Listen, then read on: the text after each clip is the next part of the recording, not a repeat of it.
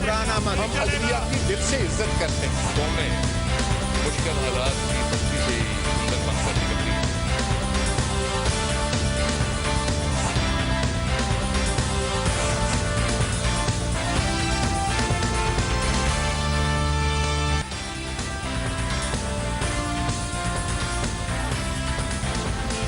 गैर हतमी और गैर सरकारी नताइज के मुताबिक यूसुफ रजा गिलानी की खाली करदा नशिस्त पर उनके साहबजादे इलेक्शन जीत रहे हैं। सदर जरदारी ने सिंध में सियासी खतरा भांप लिया है। अपनी पार्टी की पोजीशन को बेहतर बनाने के लिए आज अपनी रहनुमाओं को और पार्लियामान के अराकीन को कहा कि फौरी तौर पर अपने हलकों में लौटें। इसी वैक्यूम में जनाब नवाज शरीफ एक बार फिर सिंध पहुंचे हैं और आज कराची में उन्होंने भत्ताखोरी पर एहतजाज किया और अंदरून सिंध के लिए नया सियासी इत्तेहाद तरतीब दिया। बर्रे सगीर के मुमताज और मारूफ तरीन अदाकार राजेश खन्ना का जिस्म आज फना हो गया, लेकिन मुबस्सिरीन कहते हैं कि उनका नाम फिल्मबीनों के लिए हमेशा जिंदा रहेगा। दिन भर की अहम तरीन खबरों, तबसरों और तज्जियों के साथ आप देख रहे हैं प्रोग्राम आज कामरान खान के साथ। अस्सलाम वालेकुम, मैं हूं कामरान खान। सियासी महाज पर साबिक वजीर आजम सैयद यूसुफ रजा गिलानी के लिए इत्मीनान बख्श खबर आ रही है। उनकी सियासी इज्जत साख बचती नजर आ रही है। मुल्तान की वो नशिस्त जो उन्होंने खाली की थी सुप्रीम कोर्ट ऑफ पाकिस्तान के फैसले के बाद, जिसके जरिए उन्हें नाअहल करार दिया था, गैर हतमी, गैर सरकारी और तकरीबन मुकम्मल नताइज के हवाले से उनके साहबजादे अब्दुल कादिर गिलानी ये इलेक्शन जीतते नजर आ रहे हैं। गो के ये एक इंतहाई अहम और दिलचस्प इलेक्शन था, लेकिन इसकी मुद्दत आइंदा चंद माह है क्योंकि कौमी इंतखाबात करीब है। उसके बावजूद आज इस इलेक्शन में अजीब व शान जोश व खरोश नजर आया। जमहूरियत के लिए एक बेहतरीन माहौल आज मुल्तान के शहर में और उसके अतराफ में नजर आया, उसके आस पास के गाँव में नजर आया, जहाँ पर भरपूर इंतखाबी मुहिम देखने में आई, जिसमें हिस्सा लिया पाकिस्तान पीपल्स पार्टी ने, जिसके नुमाइंदे थे जनाब अब्दुल कादिर गिलानी जो साहबजादे हैं सैयद यूसुफ रजा गिलानी के। भरपूर इंतखाबी मुहिम चली जिसे खुद जनाब यूसुफ रजा गिलानी ने लीड किया। उनका मुकाबला आज़ाद उम्मीदवार शौकत हयात बोसन से था जो कि आज़ाद उम्मीदवार थे, लेकिन अब तक की इतलात के मुताबिक 238 पोलिंग स्टेशन में से 230 पोलिंग स्टेशन का नतीजा आ चुका है, जिसके नतीजे में जनाब अब्दुल कादिर गिलानी ने 61,007 वोट अब तक हासिल किए हैं। वो आगे है तकरीबन 4,000 वोटों से शौकत हयात बोसन से, जिनको 57,184 वोट आखिरी खबरें आने तक मिले थे। ये दोनों खानदान पिछले 10 सालों से मुसलसल इसी हल्के में इंतखाबात में हिस्सा लेते रहे हैं। गुज़िश्ता इंतखाब जनाब यूसुफ रजा गिलानी ने जीता था। जब वो 2008 का इंतखाब हुआ था, जनाब यूसुफ रजा गिलानी ने इसी नशिस्त पे गुज़िश्ता इंतखाबात में 77,664 वोट हासिल किए थे। जनाब शौकत हयात बोसन जो कि आज इंतखाब हारते नजर आ रहे हैं, उनके वालिद सिकंदर हयात बोसन जो कि मुस्लिम लीग काफ के रहनुमा थे, उन्होंने 45,765 वोट हासिल किए थे। इस तरह से जनाब यूसुफ रजा गिलानी तकरीबन 30,000 वोटों से ये इंतखाब जीते थे। और अगर उस नतीजे को सामने रखा जाए तो अब्दुल कादिर गिलानी की और पाकिस्तान पीपल्स पार्टी की परफॉर्मेंस इंतहाई मुतासिर कुन नहीं कही जा सकती, लेकिन मुतासिर कुन कही भी जा सकती है क्योंकि पिछले 4.5 साल में पाकिस्तान पीपल्स पार्टी की हुकूमत की जो परफॉर्मेंस रही है, जो कारकर्दगी रही है जनाब यूसुफ रजा गिलानी की, खुद उस हवाले से भी अगर पाकिस्तान पीपल्स पार्टी का उम्मीदवार और यूसुफ रजा गिलानी का बेटा ये इलेक्शन जीत जाता है तो ये एक काबिल जिक्र सियासी कामयाबी जरूर है पाकिस्तान पीपल्स पार्टी के लिए भी और यूसुफ रजा गिलानी के लिए भी। इसलिए भी ये काबिल जिक्र सियासी कामयाबी है कि गो के शौकत हयात बोसन आज आज़ाद उम्मीदवार थे, लेकिन सियासी मुबस्सिरीन ये कहते हैं कि उनको जो वोट मिला वो एंटी PPP वोट मिला, एंटी हुकूमत वोट मिला, और अगर उस पूरे वोट को मिला लिया जाए तो 230 नशिस्तों में 57,184 वोट उनको मिला।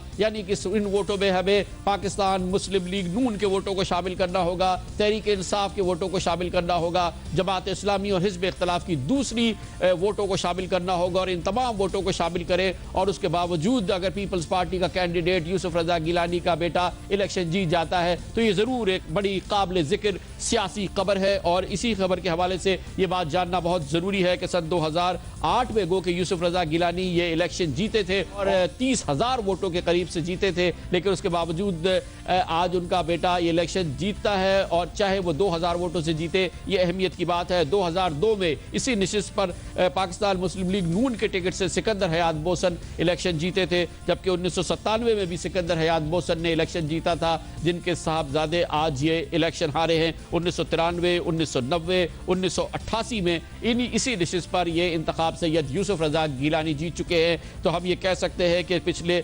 चार इंतखाबात, 6 में से 4 इंतखाबात यूसुफ रजा गिलानी या उनके ख़ानदान ने जीते हैं, जबकि 2 इंतखाबात सिकंदर हयात बोसन ने जीते हैं। आज की इस अहम सियासी डेवलपमेंट पर जो कि मुल्तान शहर में हुई है, आइंदा इंतखाबात से पहले आखिरी सबसे अहम ये इंतखाबी मार्का है पाकिस्तान पीपल्स पार्टी के कारकुनों के लिए। ये खबर ज़रूर एक हिम्मत अफजा खबर है। जिस माहौल में ये ज़िमनी इंतखाब हुआ, जिस माहौल में जनाब यूसुफ रजा गिलानी की सुप्रीम कोर्ट ऑफ पाकिस्तान में उनको सज़ा हुई, उन पर मुकदमा चला पाकिस्तान पीपल्स पार्टी की और यूसुफ रजा गिलानी की हुकूमत की जो कारकर्दगी रही, उसके बावजूद चाहे 2,000 वोटों से, चाहे 2,500 वोटों से यूसुफ रजा गिलानी का बेटा ये इलेक्शन जीता।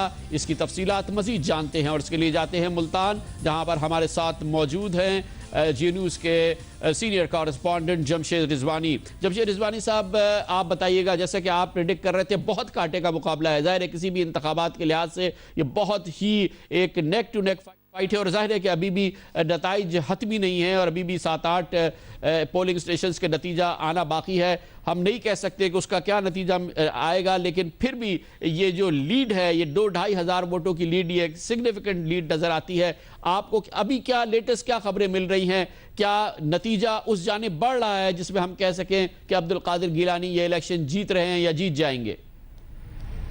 जी कामरान साहब, आपने बड़ा तफसीली और जामे तर्जिया किया है, और आपने ये बिल्कुल ठीक कहा है कि इस वक्त जो रिज़ल्ट है उसमें अदाद शुमार में कमी बेशी हो सकती है, लेकिन शायद ये रिज़ल्ट वही होगा जो आपने अपनी लीड में स्टोरी में पढ़ा है कि अब्दुल कादिर गिलानी की शायद लीड पे फ़र्क पड़ सकता है, लेकिन शायद उनकी जीत का इम्कान वाज़े होता नज़र आ रहा है इस वक्त तक गैर सरकारी और गैर हतमी नताइज के मुताबिक। अच्छा, अब आप ये बताइएगा, पहले तो हमारे नाजरीन को ये बता दीजिएगा कि हम ये समझ रहे हैं कि ये पीपल्स पार्टी का वोट जो है, यूसुफ रजा गिलानी का वोट जो है, वो तो पड़ गया अब्दुल कादिर गिलानी को, और वो भी 61,000 वोट है, जो कि जाहिर है कि बड़ा सिग्निफिकेंट वोट है। जनाब यूसुफ रजा गिलानी को 77,000 वोट मिले थे, लेकिन उस वक्त जो डिफरेंस था वो 30,000 का था, और इस वक्त जो डिफरेंस है ये 2-2,500 का है। क्या हम ये कह सकते हैं कि जो शौकत हयात बोसन को वोट मिला है 57,184, अब तक वो मुस्लिम लीग नून का भी वोट है, तहरीक इंसाफ का भी वोट है, जमात इस्लामी का भी वोट है, तमाम हिज़्ब इख्तिलाफ का वोट है? क्या हम ये कह सकते हैं या नहीं? जी बिल्कुल यही कहा जा सकता है, और जो इस वक्त जो सूरत हाल है वो ये है कि ख़ुद जो एंटी गिलानी वोट था, पीपल्स पार्टी का वोट था, और जितनी भी अपोजिशन जमातें थीं, और फिर ये भी हमें कहना पड़ेगा कि जो तौहीन अदालत में सज़ा नाअहली के बाद, सज़ा के बाद उसका जो उस फैसले को जो पसंद करने वाले लोग थे, उन लोगों ने भी शौकत हयात बोसन को वोट दिया है।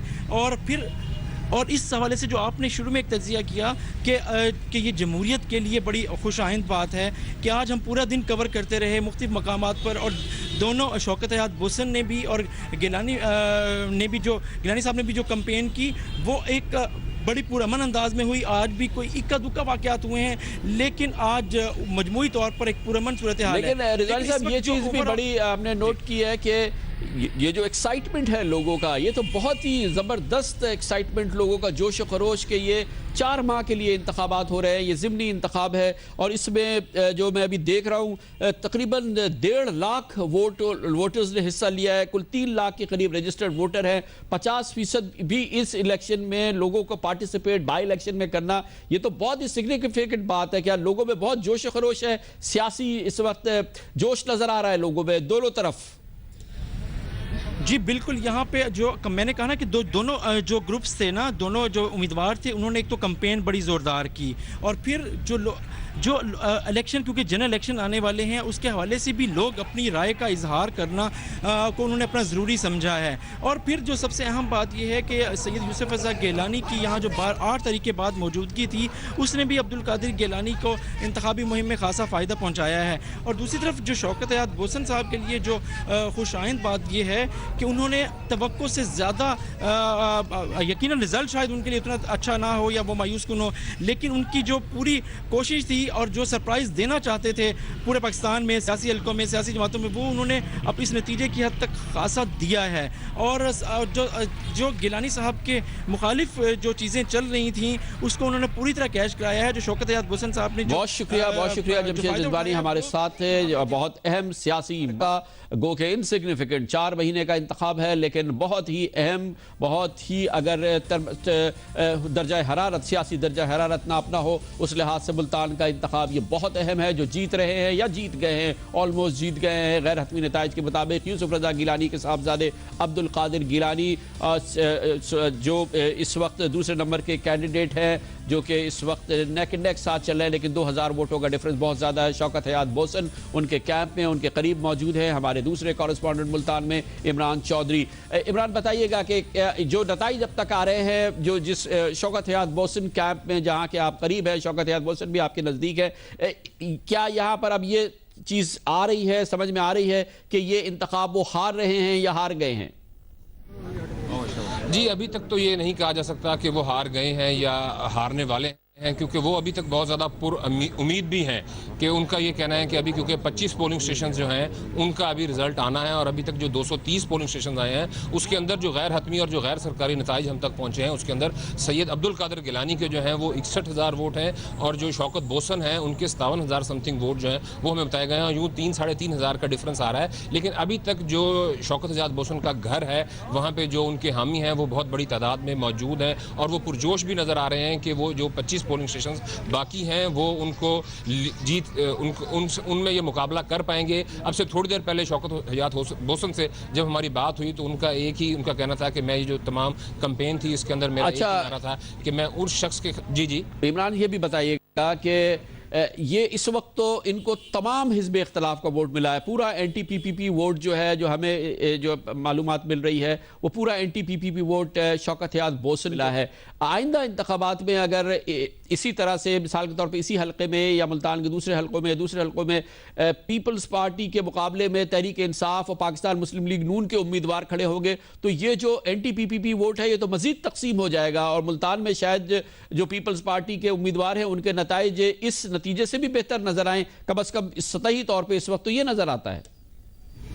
जी, आप बिल्कुल ठीक कह रहे हैं कि तमाम कुव्वतें जो थीं वो शौकत बोसन के साथ थीं। मुस्लिम लीग नून के तो लीडरान जो हैं, जो उनके मुकामी जो अहदेदार थे, वो तो अभी भी उनके सपोर्ट में यहाँ पे मौजूद हैं, लेकिन पीटीआई का कोई शख्स, इवन कि उनके जो भाई हैं सिकंदर हयात बोसन, वो भी इस वक्त उनकी रिहाइश गाह पर मौजूद नहीं है। शायद तहरीक इंसाफ की जानिब से उनके ऊपर कुछ सख्ती थी, और ना ही उनके जो लीडर थे मखदूम जावेद हाशमी और शाह महमूद कुरैशी की जानिब से भी ऑफ द रिकॉर्ड तो उनकी सपोर्ट थी, लेकिन उनके जलसे, जिस तरह से मुस्लिम लीग नून ने शौकत हयात बोसन के साथ जलसे किए, वैसे तहरीक इंसाफ ने जलसे नहीं किया। और ये आप ठीक कह रहे हैं कि जिस तरह से तमाम एंटी पीपीपी कुव्वतें इकट्ठे हो गई थीं, और उसके बावजूद जो लग ये रहा है कि शायद उन तमाम कुव्वतों के इकट्ठे होने के बावजूद उनको हराना थोड़ा मुश्किल नजर आ रहा है। बहुत शुक्रिया इमरान चौधरी। सियासी दर्जा हरारत नापने के लिए एक बहुत अहम मुकाबला हुआ है मुल्तान शहर में, जहां सैयद यूसुफ रज़ा गिलानी के लिए शायद पिछले कई महीनों के अंदर पहली इत्मीनान बख्श खबर आई, जब उनके साहबजादे इलेक्शन जीतते नजर आ रहे हैं उस नशिस्त पर जो उन्होंने खाली की थी। आम तौर पर तासुर यही था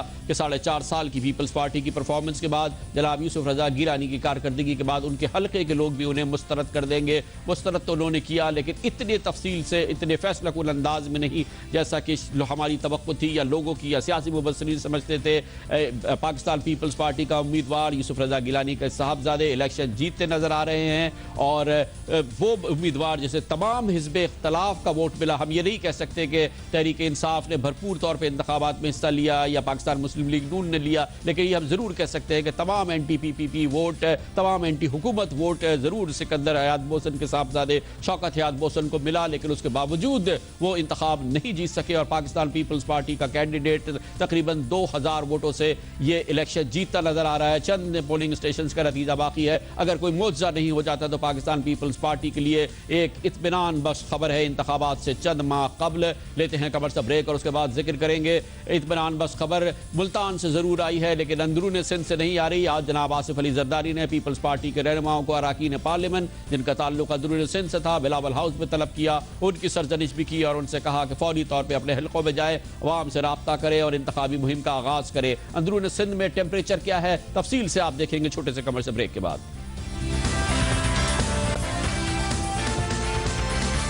वेलकम बैक। कौमी इंतखाबात से चंद माह कबल सरतोड़ कोशिश हो रही है पाकिस्तान के दूसरे बड़े सूबे सिंध में अपनी अपनी सियासी पोजीशन को मुस्तहकम बनाया जाए, अपने लिए नया सियासी मैदान पैदा किया जाए। पाकिस्तान पीपल्स पार्टी और पाकिस्तान मुस्लिम लीग नून दोनों मैदान में मौजूद हैं और आज के ही दिन पाकिस्तान पीपल्स पार्टी के सरबराह और सदर पाकिस्तान जनाब आसिफ अली जरदारी और पाकिस्तान मुस्लिम लीग नून के कायद जनाब नवाज शरीफ दोनों कराची शहर के अंदर मौजूद थे।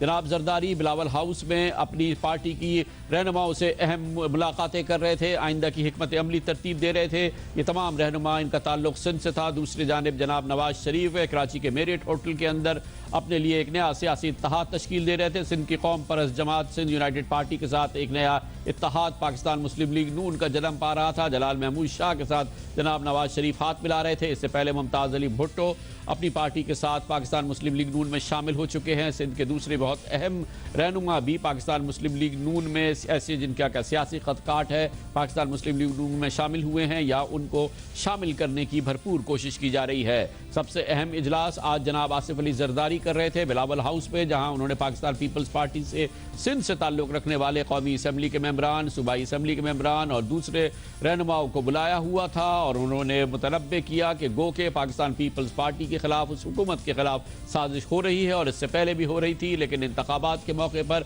इंतखाब जीतना होगा और इस साजिश का मुकाबला करना होगा। लेकिन इसी इजलास के दौरान हमें ज़राए ने बताया कि जनाब आसिफ अली जरदारी ने सख्त सरजनिश की क्लास ली अपनी पार्टी के उन रहनुमाओं की जो कि अपने इलाकों में नहीं जाते भी हैं तो काम करते हुए नजर नहीं आते। उनका ताल्लुक उस अपने हल्के के लोगों के साथ कम है या तकरीबन ख़त्म हो गया है, जिसकी वजह से पाकिस्तान पीपल्स पार्टी की सियासी साख, उसके सियासी गढ़ अंदरून सिंध में बुरी तरह से कमज़ोर हुई है। अपने रहनुमाओं की क्लास लेते हुए जनाब आसिफ अली जरदारी ने मेंबरान सूबाई असम्बली, दूसरे ज़िलाई रहनुमाओं और कौमी असम्बली के मेंबरान से कहा कि फौरी तौर पर वो अपने अपने हल्कों में लौटें, अवाम के साथ राब्ता बहाल करें और अपनी इंतखाबी मुहिम का आगाज़ करें और लोगों को बताएं उन्होंने यानी कि पीपल्स पार्टी के दौर में उनकी क्या खिदमत हुई हैं, उनके कौन से मसाइल हल हुए हैं। जनाब आसिफ अली जरदारी की ये कोशिश इंतखाबात से चंद माह कबल है और पाकिस्तान पीपल्स पार्टी के लिए इस सिलसिले में सबसे अहम मसला यह है कि सिक्योरिटी रीजन्स की बुनियाद पर जनाब आसिफ अली जरदारी खुद अवामी सतह पर एक मुतहर्रिक कैंपेन फिलहाल नहीं चला पा रहे हैं। इस वक्त पाकिस्तान पीपल्स पार्टी के अहम तरीन सियासी फैसले मोहतरमा फरियाल तालपुर करती हैं जो कि आज के इस इजलास में मौजूद थी। जनाब आसिफ अली जरदारी की कोशिश क्या बहुत देर हो गई है या अब भी कोशिश ये कारगर साबित हो सकती है? पाकिस्तान पीपल्स पार्टी 2008 वाली इंतखाबी पोजीशन बहाल कर सकती है, यानी कि जब 2008 के इंतखाबात हुए थे तो सिंध की कौमी असम्बली की 75 नशिस्तों में से पाकिस्तान पीपल्स पार्टी को 44 नशिस्तें मिली थी और सिंध असम्बली की 168 नशिस्तों में से पाकिस्तान पीपल्स पार्टी को 91 नशिस्तें मिली थी। लेकिन ये हुआ था उस वक्त जब मोहतरमा बेनज़ीर भुट्टो की शहादत हुई थी। पाकिस्तान पीपल्स पार्टी का ग्राफ बहुत ऊपर था 4 साल 4.5 साल की इंतखाब हुकूमत के बाद, और जो कारकर्दगी पाकिस्तान पीपल्स पार्टी की हुकूमत का हिस्सा आप देख सकते या इस पोजीशन को रिस्टोर करना इंतहाई मुश्किल अमल होगा। लेकिन क्या वाकई मुश्किल अमल होगा, ये जानने के लिए जाते हैं अंदरून सिंध के मुख्तलिफ शहरों में, खासतौर पर उन शहरों में जो कि पाकिस्तान पीपल्स पार्टी का गढ़ समझे जाते हैं। नवाब शाह का हमने रुख नहीं किया क्योंकि वहाँ पे इत्तलात ये हैं कि अनथक मेहनत की है मोहतरमा फरियाल तालपुर ने जनाब आसिफ अली जरदारी के तवस्सुत से नवाब शाह में मुख्तलिफ काम हुए हैं, तरक्याती काम भी नजर आए हैं, लेकिन सिंध के दूसरे बड़े शहरों में जो पीपल्स पार्टी के गढ़ तस्वुर किए जाते हैं, वहाँ की क्या सूरत हाल है, इसके लिए हमें ज्वाइन करेंगे, हमें बताएंगे आइंदा इंतखाबात के प्रॉस्पेक्ट्स और इस 4 साल के दौरान क्या हुआ। साबिर शाह हमारे साथ होंगे जी न्यूज़ के कॉरेस्पॉन्डेंट लड़काना से, गुलाम अब्बास भमरो खैरपुर से जो कि सिंध के वज़ीर आला कायम अली शाह का शहर है, रियाज नारिजो हमारे साथ दादू से होंगे, हनीफ जई बदीन से होंगे जो कौमी असम्बली के स्पीकर डॉक्टर फहमीदा मिर्ज़ा का शहर है, और शाहिद सिद्दीकी हमें ठट्टा का हाल बताएंगे। ठट्टा जो प्रॉपर जो हेडक्वार्टर है वो इस वक्त उसकी सूरत हाल ऐसी है कि वो आसार कदीमा का कोई शहर नज़र आता है। यहाँ पर तरक्याती काम कागज़ों में तो बहुत हुए हैं, लेकिन साइडों पर और जिससे शहर की जो तरक्की हो वो नज़र नहीं आता है। जबकि इस वक्त जो सूरत हाल है, डॉक्टर अब्दुल वाहिद सुमरो जिनका ज़्यादातर जो वक्त है वो इस्लामाबाद में गुजरता है, वो अपने हलके में इस वक्त इतने मुतहरिक नज़र नहीं आते हैं। जबकि मीरपुर साकरों से जनरल सीट पर जो दोबारा इलेक्ट हुई थी मोहतरमा ससी पलीजो, इस बार वो भी अपने हलके में इतनी मुतहरिक नज़र नहीं आई। पीपल पार्टी के हवाले से यहाँ पर लोगों को सख्त तहफ़्फ़ुज़ात पाए जाते हैं, और जो यहाँ के सियासी पंडित हैं वो कहते हैं कि इस बार जो इलेक्शन होगा उसके अंदर नताइज जो है यकसर मुख्तलिफ नज़र आएंगे।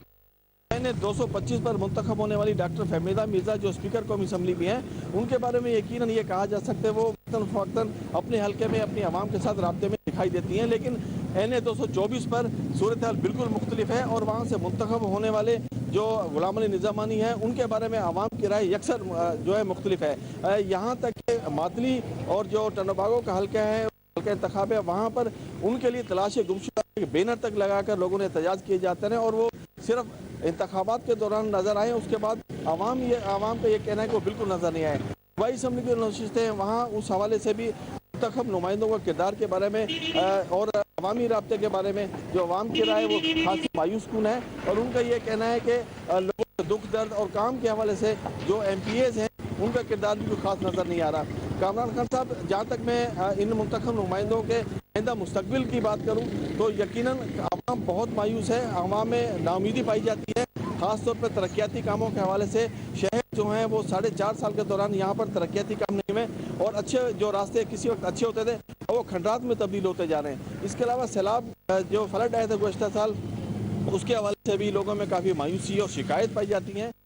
NA 217 से पीपल्स पार्टी के पीर फजल अली शाह जिलानी कामयाब हुए, जबकि सूबाई असम्बली के हल्के PS 29 से मौजूदा वज़ीर आला सिंध सैयद कायम अली शाह, PS 32 से मौजूदा सूबाई वज़ीर मंजूर हुसैन वसान, PS 33 से पीर अहमद रज़ा शाह जिलानी पीपल्स पार्टी के, और PS 34 से पीपल्स पार्टी के नईम अहमद खरल कामयाब हुए।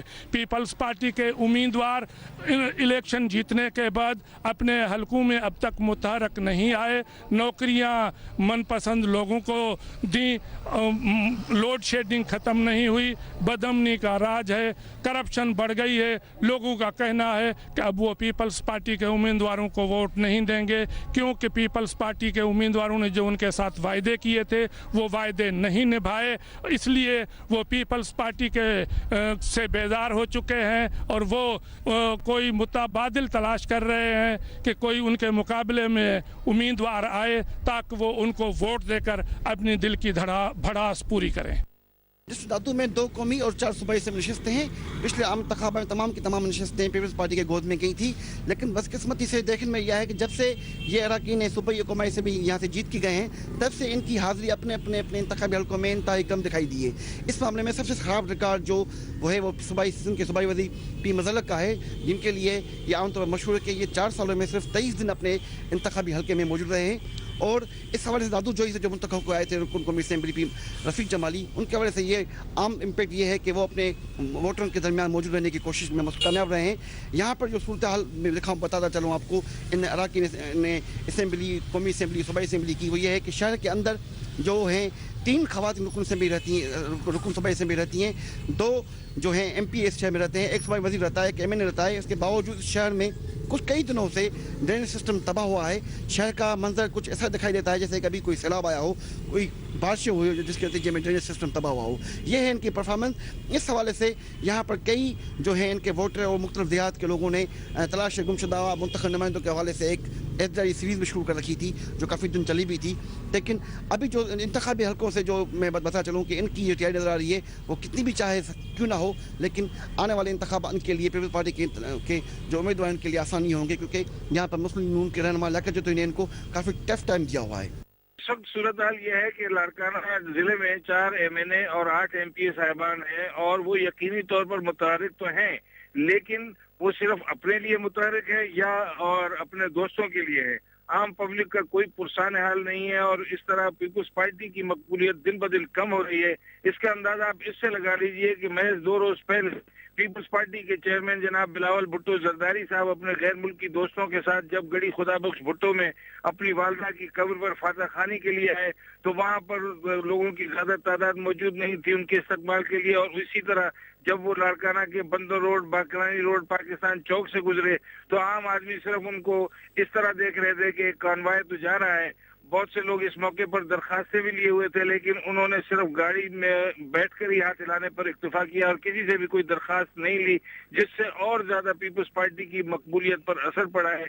आइंदा इंतखाबात में अगर यही सूरत हाल जारी रही, यकीनी तौर पर पीपल्स पार्टी के बहुत से उम्मीदवारों को शदीद मसाइल और मुश्किलात का सामना करना पड़ेगा। मुख्तसर ये कि मायूस कुन सूरत हाल है पाकिस्तान पीपल्स पार्टी के रहनुमाओं की परफॉर्मेंस के हवाले से अपने अपने इलाकों में, और आइंदा इंतखाबात में जो आइंदा से चंद माह में होने वाले हैं, पाकिस्तान पीपल्स पार्टी के अरकान वही परफॉर्मेंस दिखाएं जो 2008 के इलेक्शन में नज़र आई थी। ये कोई मोज़ा ही हो सकता है, गो कि आज जनाब आसिफ अली जरदारी ने भरपूर कोशिश की है, जिसे आखिरी कोशिश भी की जा सकती है। अपने पार्टी के रहनुमाओं से, मेंबरान पार्लियामान से कहा है कि अपने हलकों में लौटें और आवाम को किसी सूरत से मनाने की कोशिश करें और उनके एतमाद को रिस्टोर करने की कोशिश करें। लेकिन जैसे कि हमारे नुमाइंदों ने बताया, सूरत हाल पीपल्स पार्टी के लिए उसके सबसे बड़े मजबूत गढ़ अंदरून सिंध में इंतहाई मायूस कुन नजर आती है। लेते हैं कमर से ब्रेक और इसी बैकग्राउंड में जैसे कि मैंने इस सेगमेंट के शुरू में बताया, पीपल्स पार्टी की इस कमजोर सूरत हाल का फायदा उठाने की कोशिश कर रहे हैं पाकिस्तान मुस्लिम लीग नून के कायद जनाब नवाज शरीफ। एक बार फिर सिंध पहुंचे हैं, आज कराची में थे, एक इत्तेहाद भी तश्कील दिया और कराची सिंध के दारुल हुकूमत के में फैलती हुई भत्ताखोरी को भी आड़े हाथ लिया। इस पर बात करते हैं छोटे से कमर्शियल ब्रेक के बाद।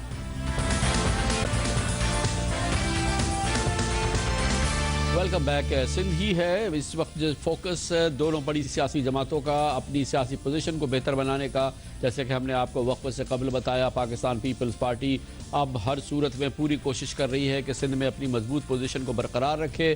जनाब पाकिस्तान मुस्लिम लीग नून के कायद जनाब नवाज शरीफ की ये ख्वाहिश है कि पाकिस्तान मुस्लिम लीग नून पंजाब से आगे बढ़े और सिंध में अपनी पोजीशन को बेहतर बनाए। और इस सिलसिले में एक बार फिर जनाब नवाज शरीफ आज कराची में आए, सिंध के सुलगते हुए मौजूओं पर बात करी, एक नया सियासी इत्तेहाद तश्कील दिया। इससे पहले अब सिंध की मुमताज़ सियासी शख्सियत मुमताज़ अली भुट्टो उनके साथ शामिल हो गए थे अपनी सियासी जमात के साथ।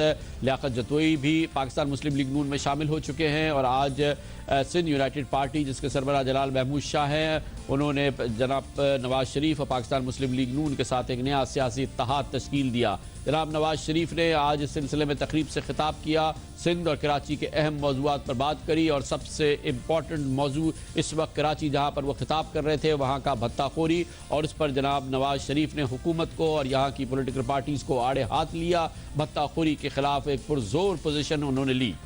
पूरी अरूज पर है, यहाँ पर कैसी हुकूमत है, कैसी मरकजी हुकूमत है, कैसी सूबाई हुकूमत है जो इन जराइम के ऊपर, इस क्रिमिनल एक्टिविटी के ऊपर जो है वो काबू नहीं पा सकती, भत्ताखोरी बंद नहीं करा सकती, दहशत गर्दी को बंद नहीं करवा सकते, पाकिस्तान के आम आदमी को कोई सेंस ऑफ सिक्योरिटी जो है वो हासिल नहीं है। ये क्या हुकूमतें हैं, किस तरह की यहाँ पे इंतज़ामिया है, किस तरह की यहाँ पर पुलिस है, कहाँ है वो सब बंदूकें, आर्म्स, एम्यूनिशन जो इन लोगों के पास होते हैं, कहाँ है वो इख्तियारात जिसके ज़रिए से उन तमाम मुजरिमों को पकड़ के ये अंदर बंद कर सकते हैं। भत्ताखोरी की सूरत हाल पर खिताब करने के बाद जनाब नवाज शरीफ ने आज की अपनी इस सियासी एक्टिविटी की तफसील बताई। उन्होंने कहा कि सिंध की कौम परस्त सियासी जमातों और सिंध के कौम परस्त सियासी रहनुमाओं के साथ उनका मुआहदा, उनका अंडरस्टैंडिंग वो खुलूस नीयत पर मबनी है।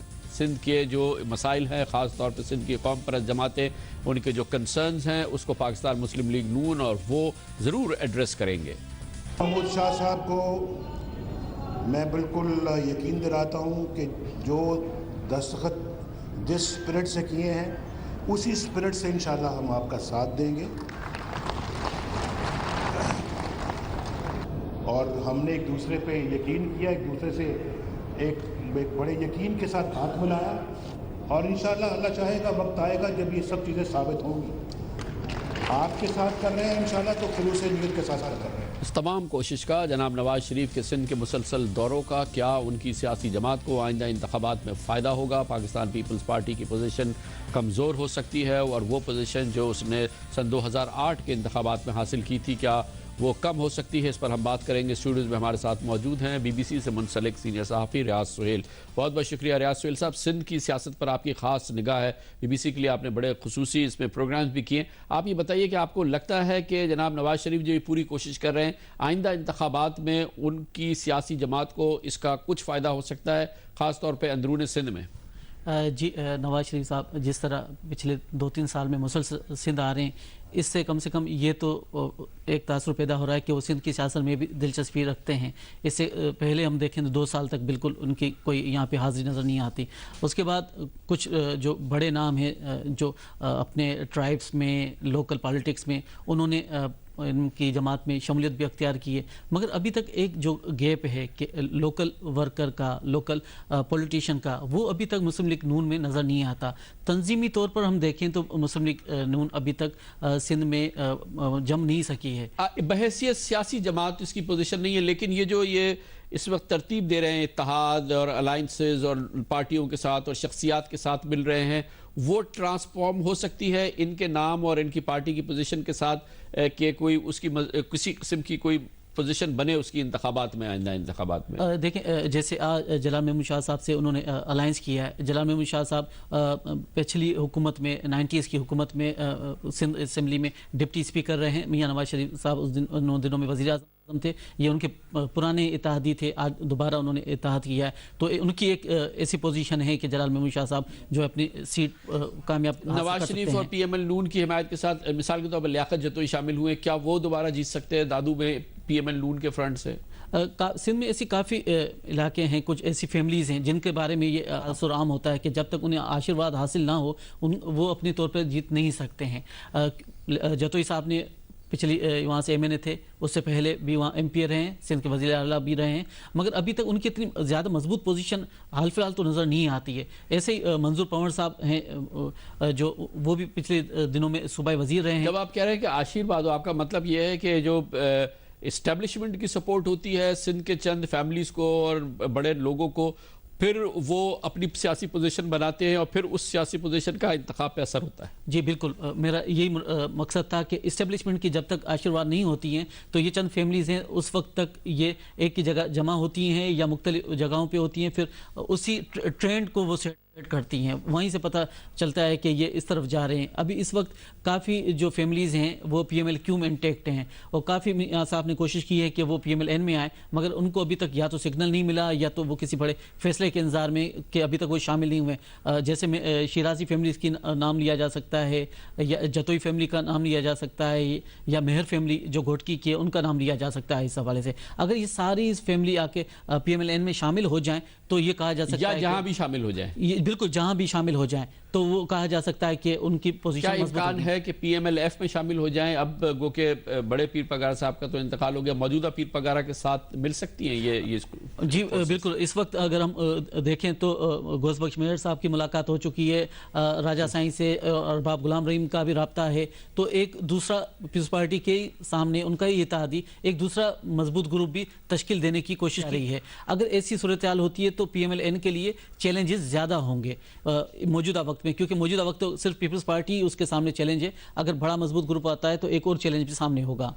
बहुत बहुत शुक्रिया। देखें आगे चल के होता क्या है, जनाब नवाज शरीफ के साथ और कौन से ख़ानदान शामिल होते हैं और जो बड़े बाअसर जीतने वाले ख़ानदान हैं उन्होंने अभी फैसला नहीं किया है वो कहाँ जाते हैं, पाकिस्तान मुस्लिम लीग फंक्शनल पीर पगारा वाली जमात में जाते हैं या पीपल्स पार्टी के साथ मिलते हैं, ये सब कुछ अभी होना बाकी है। लेकिन जनाब नवाज शरीफ अनथक कोशिशें करते नज़र आ रहे हैं सिंध के अंदर। कमर्शियल ब्रेक और उसके बाद जिक्र करते हैं बर्रे सगीर के और पूरी दुनिया में हिंदी फिल्मों के देखने वाले पहले सुपर हीरो राजेश खन्ना आज जिस्मानी तौर पर फना हो गए, लेकिन उनका नाम शायकीन फिल्म बीन कहते हैं कि वो हमेशा अमर रहेगा। इसके बारे में बात करते हैं छोटे से कमर्शियल ब्रेक के बाद।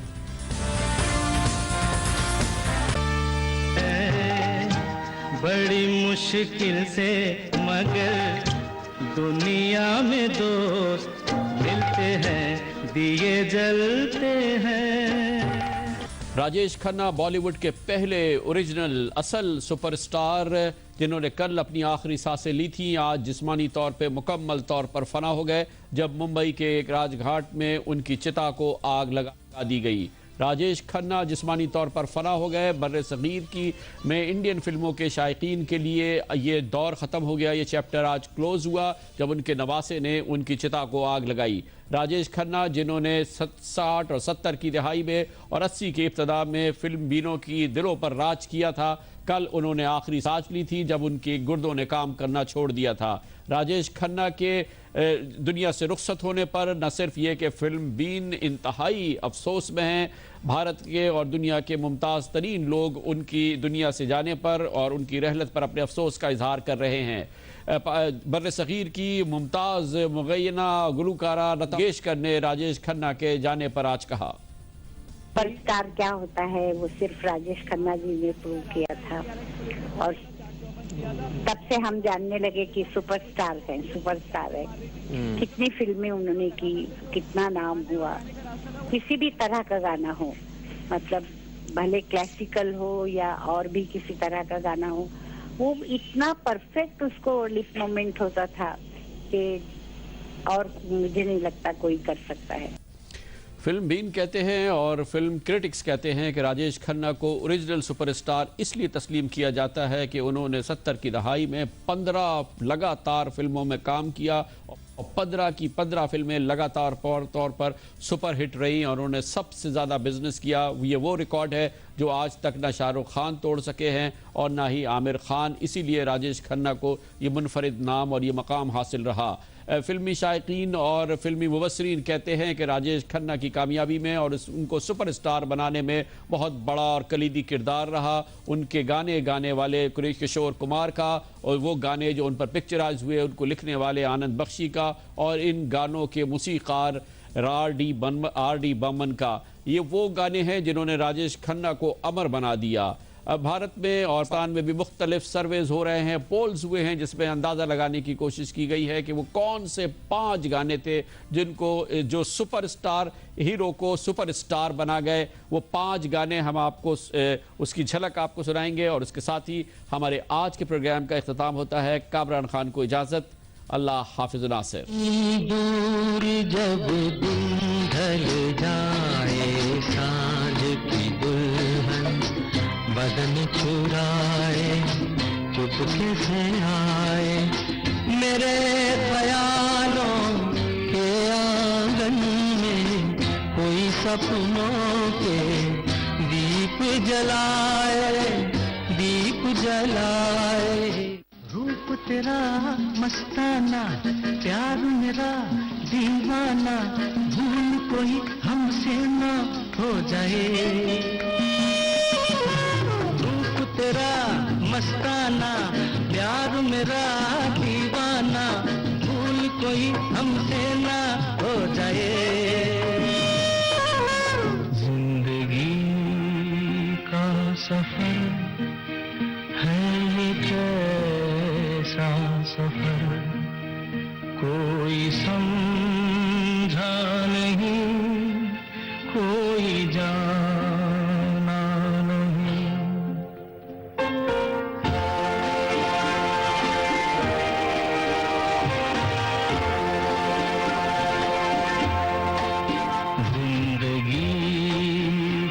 सफर है ये कैसा सफर कोई समझा नहीं कोई जाना